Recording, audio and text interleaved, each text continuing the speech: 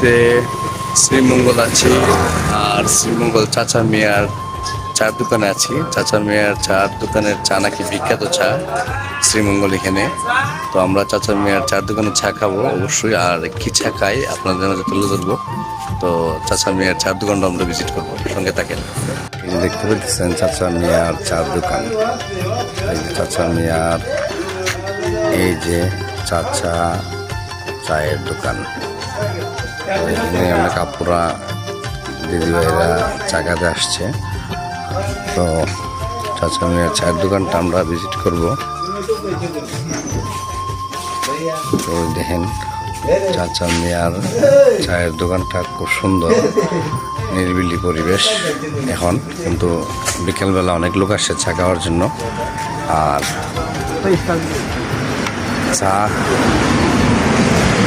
চা কোরআনে বানানো হচ্ছে, চাটা কোথায় বানানো হচ্ছে? চা ভিতরে বানানো হচ্ছে। এনে কি বানান?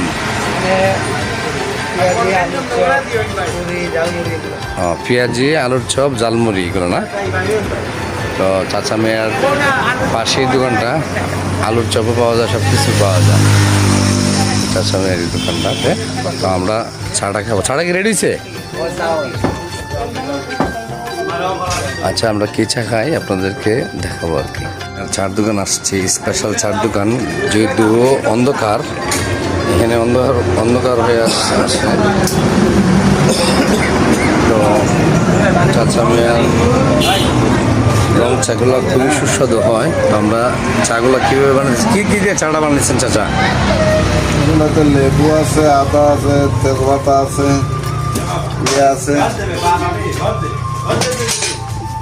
কি কি আছে বলছিলেন? তেজপাতা আছে, লেবু আছে, আদা আছে, লেবুর পাতা আছে, সবগুলো দিয়ে রং চাগুলো না? প্রতি কাপ কত করে? 15 টাকা প্রতি 4 কাপ না? স্পেশাল রং চা 30 টাকা, গ্রিন টির মতো বানিয়ে দেবো। গ্রিন টির মতো স্পেশাল হইলে 30 টাকা, আর এমনিতে এইগুলো 15 টাকা করে না? যাই হোক, আমরা অনেক দূর থেকে আসছি চাচার চা খাওয়ার জন্য। তো চাটা খেয়ে দেখবো আসলে কেমন লাগে, সঙ্গে থাকেন আমাদের। আমরা চায়ের দোকানে আমরা বসলাম আর চা খেতেছি। চার ফ্লেভারটা দেখি আমরা টেস্ট করে। খুবই ভালো, খুবই সুস্বাদু চা আসলে চাচার দোকানের চা। তো আসলে এই জায়গাটার নাম কি জানি? লিচু বাগান না? তো লিচু বাগান, শ্রীমঙ্গল লিচু বাগান আসলে অবশ্যই চাচার দোকানে চা খেয়ে যাবেন। এখানের চা খুব সুস্বাদু। তো সবাই ভালো থাকবেন, সুস্থ থাকবেন। Bye bye.